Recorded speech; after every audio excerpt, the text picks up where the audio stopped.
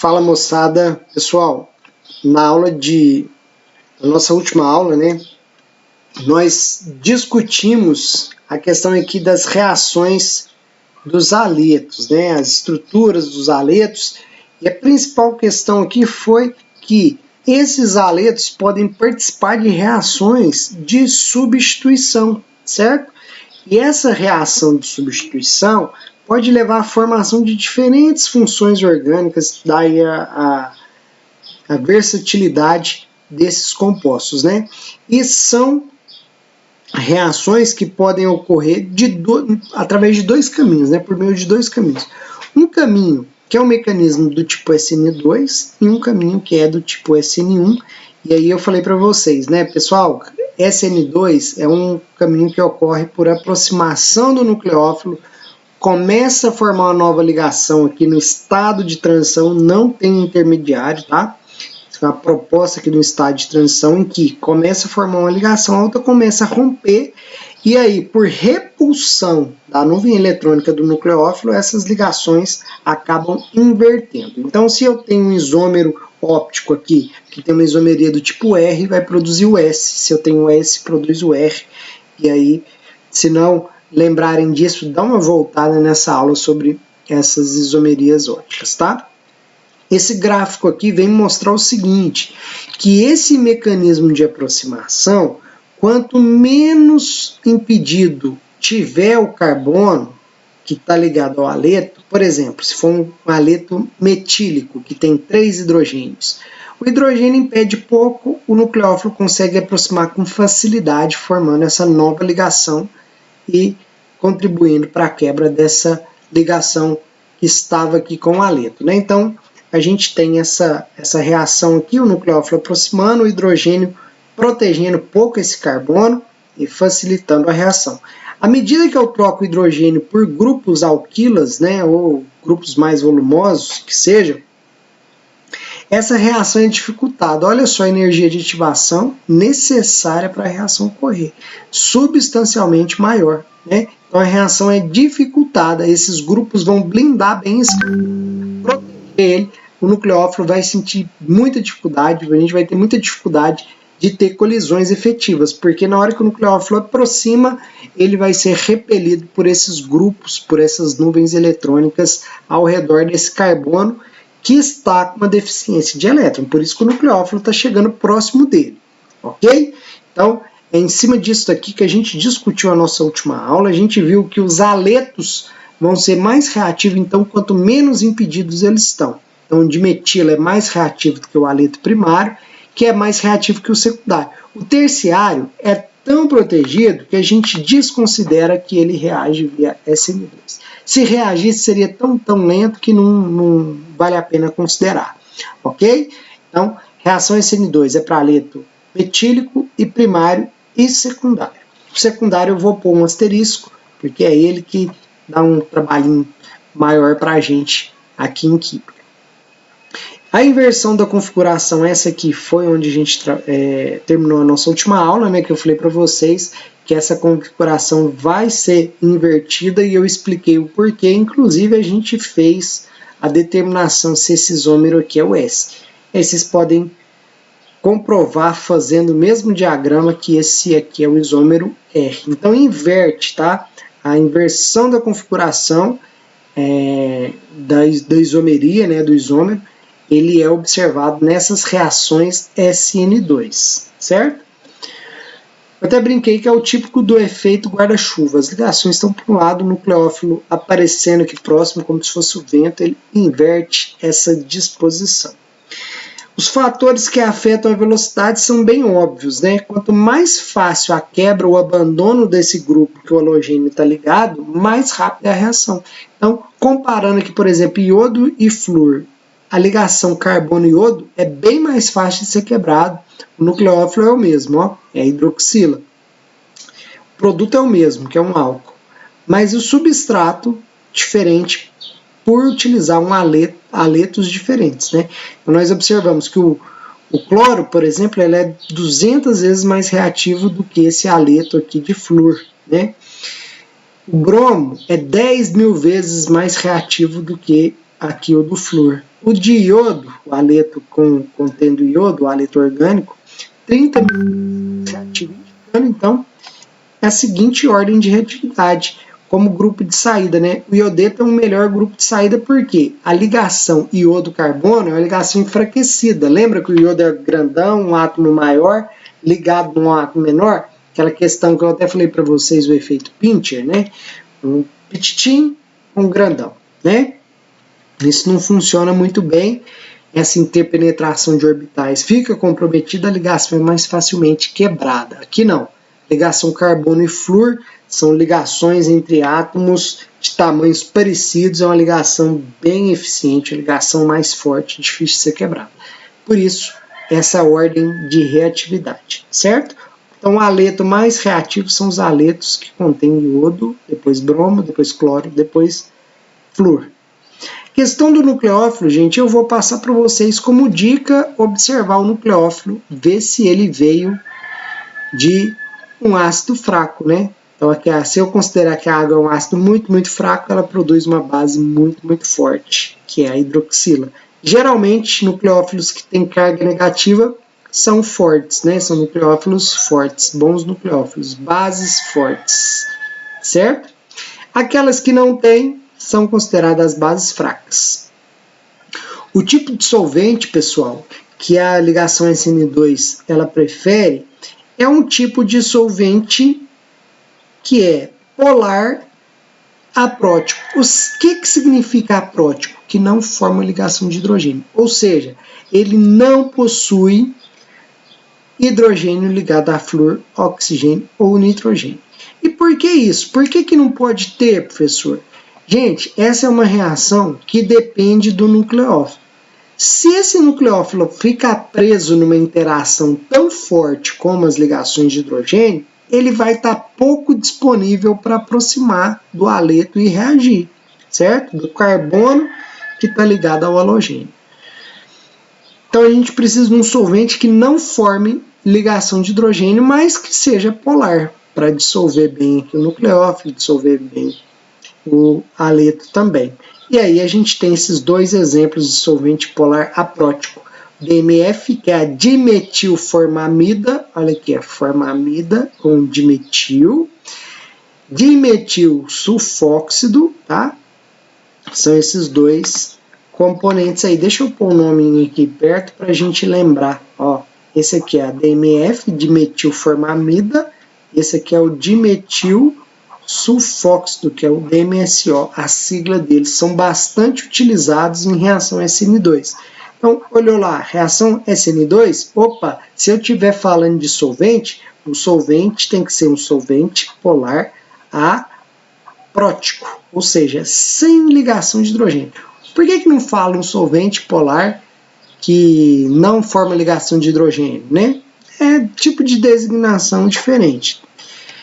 Aí, solvente polar aprótico, o exemplo DMF, DMSO, que são os principais. Dimetilformamida, dimetilsulfóxido, ok? Uma forma aí da gente organizar essas informações, certo?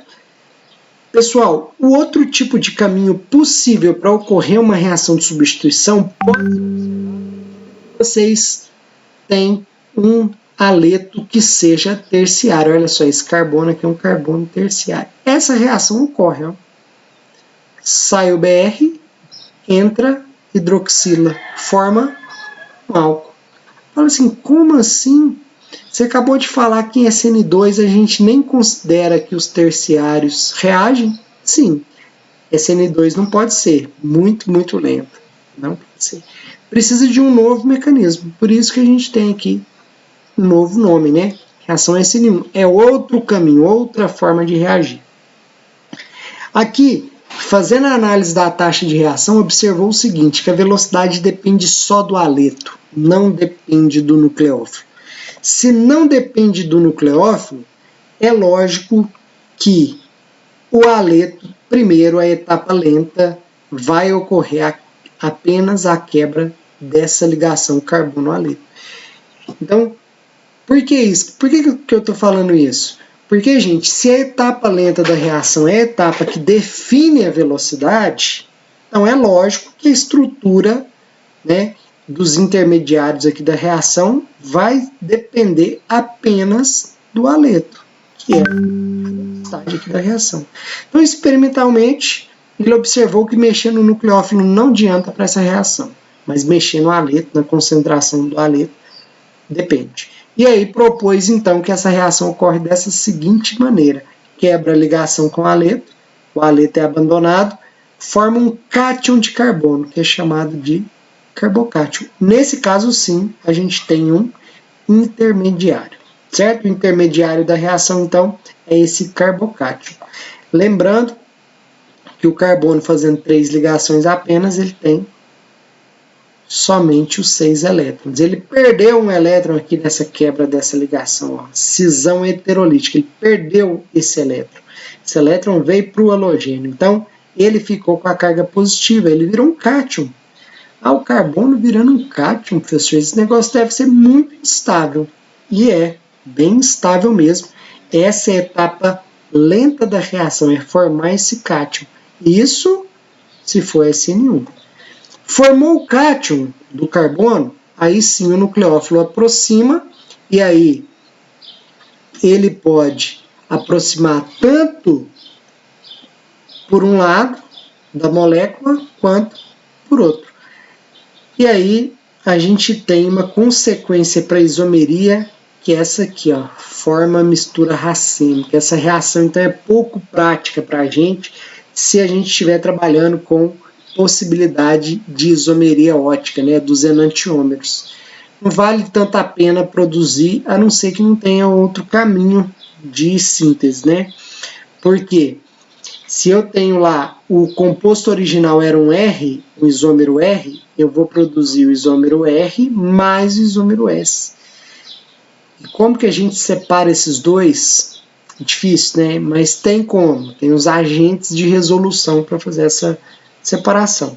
Mas aí já é uma questão um pouco mais avançada, a gente não vai se ater a isso, certo? Só pensar o seguinte, que lá na reação SN2 a gente fazia apenas um isômero, né? O isômero com configuração invertida. Aqui faz o isômero retido e invertido. E se formos analisar o gráfico aqui, a coordenada da reação, o progresso da reação, o que a gente observa? Que é a etapa lenta mesmo, ó, formação do cátion de carbono. Ele é um intermediário, tá aqui. A segunda energia de ativação é muito pequena, facinho de ocorrer, que é o que? O nucleófilo aproximar desse cátion, formando uma nova ligação. E aqui ele está mostrando a água entrando em contato com o carbocátion. Depois essa água tem que perder um próton. Essa perda de próton é uma energia menor ainda. Facinho de perder esse próton. Está mostrando aqui a perda do próton e produzindo um álcool. Então é uma reação que ocorre, nesse caso aqui, em 3 etapas, né? Formação do cátion, ataque do nucleófilo, desprotonação do nucleófilo. Certo? Então, com base nisso, agora a gente pode chegar na parte que realmente interessa no estudo dessas reações para direcionar melhor aqui o nosso entendimento, tá?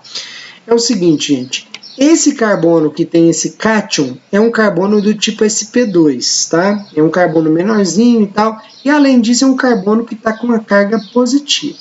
Ele só vai existir se tiver grupos para estabilizar ele. Vamos ver essa figurinha aqui para vocês terem uma ideia. A deficiência de elétron, nesse caso aqui, ela é mostrada muito com esse mapa eletrostático, onde essa nuvem azul escura mostra a instabilidade. Então, região que está bastante azul escuro são os cátions de carbono mais instáveis possíveis. Então, esse cátion metílico aqui, ó, ele é um cátion que a gente vai considerar que ele não ocorre, ele é muito instável. A partir do momento que a gente tem grupos que começam a estabilizar ele, ó, aqui já aparece mais verdinho, aqui mais verdinho, mas esses também são bem instáveis e a gente não vai trabalhar com eles, certo? Aqui já tem 2 grupos estabilizando. Que grupo é esse, professor? Ó, grupo metílico. Isso aqui é um carbocátion secundário. Isso sim já tem uma estabilidade maior né? Esses grupos aqui do ânion, elétron, estabilização por hiperconjugação, que para vocês do curso de alimentos a gente não discute, tá? Mas nesse caso aqui, essa estabilização já possibilita reação de substituição com carbonos secundários, tá? Com haletos secundários. Vamos ver o que o haleto terciário? Olha aqui, quem que está estabilizando nele? Ó? 1, 2, 3 grupos estabilizando. Olha que beleza. Então, o haleto terciário são haletos muito reativos, por quê? Via SN1, porque tem 3 grupos estabilizando a etapa lenta da reação, que é onde forma o carbocátio. Professor, então eu preciso saber o seguinte, faz um resumão aí de que a gente pode anotar no nosso caderninho, que é fundamental nessa parte aqui, que são os fatores que afetam a velocidade de uma reação SN1. Primeira coisa, aqui eu vou pôr o haleto metílico também, que é aquele que só tem hidrogênio. Metílico. Esse aqui, ó. Só tem hidrogênio. Certo? Ó, o haleto. Clorobromo. Vamos deixar assim. Esse haleto metílico, ele não vai ocorrer via SN1. Ele vai ocorrer via o quê? SN2. Apenas SN2. Não precisa se preocupar com SN1. O haleto primário também forma um carbocátion tão instável que eu não vou preocupar com isso. Só SN2. O haleto terciário é aquele haleto que está tão protegido que não reage via SN2. Então eu vou preocupar só com SN1. A questão aqui é a seguinte, a questão é para o haleto secundário. Esse haleto secundário pode ocorrer tanto SN1 quanto SN2. E ficar atento com isso. O restante, gente, é de boa. O haleto terciário, se eu for ter que descrever uma reação, eu vou descrever via SN1. Primário e metílico, eu vou descrever via reações SN2.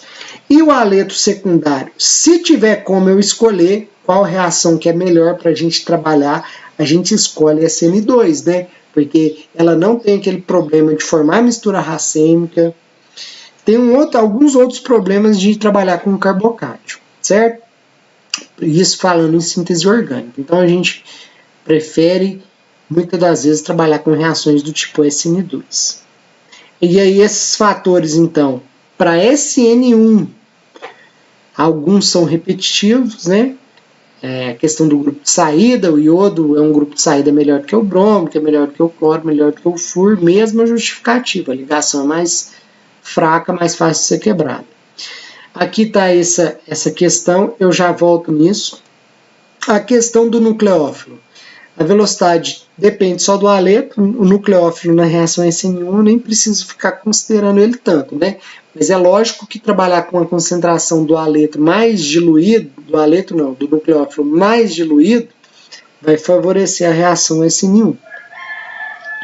O tipo de solvente, aqui o tipo de solvente, lá na SN2 a gente não podia ter ligação de hidrogênio. Aqui eu quero ligação de hidrogênio.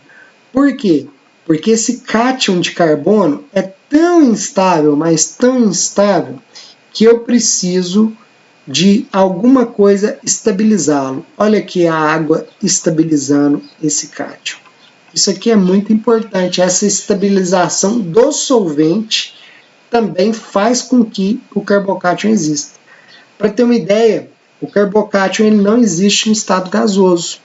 Porque não tem um solvente para estabilizar. Ah, mas você acabou de falar que o carbocátion terciário, tipo esse aqui, ó, é estável.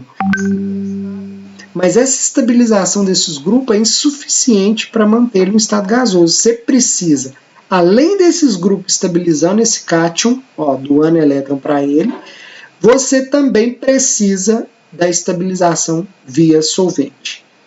No resumão, é o seguinte: SN1 sempre vai ocorrer para quem? Para carbono terciário. Sempre. O carbono terciário vai ser SN1. Se for um haleto, né? Haleto ligado a carbono terciário. Se for aletos, vamos colocar assim, ó, aletos metílicos ou primários, sempre vai ser SN2. O problema é se for aleto secundário. Se for aleto secundário, ocorre as duas. Aí você fala assim, tem como escolher um caminho? Tem. Aqui, ó. Resumir para vocês qual que é o caminho. Se você quer um caminho SN2, que geralmente é o caminho escolhido, alta concentração nucleófilo, nucleófilo forte, uso de solvente polar prótico. Se você não tem a ligação de hidrogênio para estabilizar o carbocátion, ele não ocorre. Certo? Essa é a dica da aula. É assim que a gente fecha, então, as reações de substituição. Pessoal, próxima aula eu continuo as nossas reações de aletos, ok? Valeu demais, brigadão. Vou tentar postar os exercícios o mais rápido possível, que a gente já está encaminhando aí para uma nova avaliação. Certinho? Brigadão pela atenção, gente. Até a próxima.